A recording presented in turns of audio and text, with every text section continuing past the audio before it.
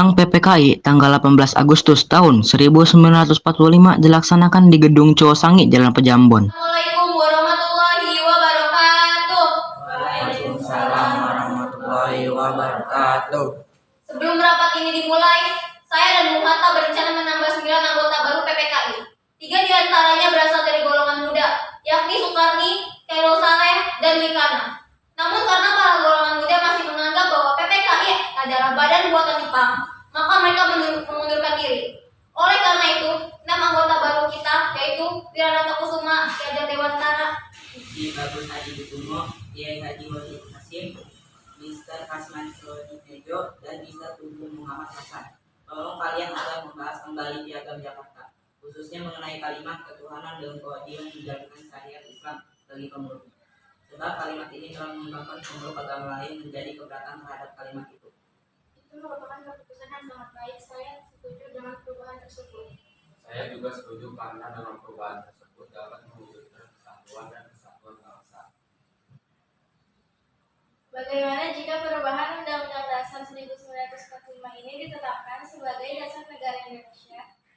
Saya setuju. Dengan kalimat itu, baiklah, kita ganti kalimat ketuhanan dengan kewajiban menjalankan syariat Islam bagi pemeluk-pemeluknya diganti dengan ketuhanan yang Maha Esa. Ya, baiklah, saya setuju. Bagaimana dengan lainnya? Baiklah, mari kita agendakan kegiatan kita selanjutnya sekarang. Mari kita membahas pasal-pasal dalam rancangan undang-undang dasar. Saya setuju dengan Kasman karena dapat dilihat bahwa isinya sesuai dengan kepribadian bangsa kita. Jika perubahan Undang-Undang Dasar 1945 ini ditetapkan sebagai dasar negara Indonesia, saya setuju dengan Kasman karena dapat dilihat bahwa isinya sesuai kepribadian bangsa kita. Baiklah, ini saatnya sidang untuk menetapkan Undang-Undang Dasar Negara Republik Indonesia yang di dalamnya memuat Pancasila sebagai dasar negara Indonesia. Acara selanjutnya dalam rapat ini yaitu pemilihan presiden dan wakil presiden. Apakah ada usulan dari para anggota mengenai pilihan presiden dan wakil presiden ini? Saya ingin mengajukan usulan. Menurut saya pemilihan presiden dan wakil presiden sebaiknya dilakukan secara aklamasi. Saya mengajukan Kiai Soekarno sebagai presiden dan Muhammad Hatta sebagai wakil presiden. Apakah para hadirin setuju? Saya setuju. Pemilihan presiden dan wakil presiden dilakukan secara aklamasi. Saya juga setuju karena menurut saya dan lainnya bahwa ketokohan dua orang ini tidak ada bandingannya. Anggota pun menyetujuinya dan dilanjutkan dengan menyanyikan lagu Indonesia Raya.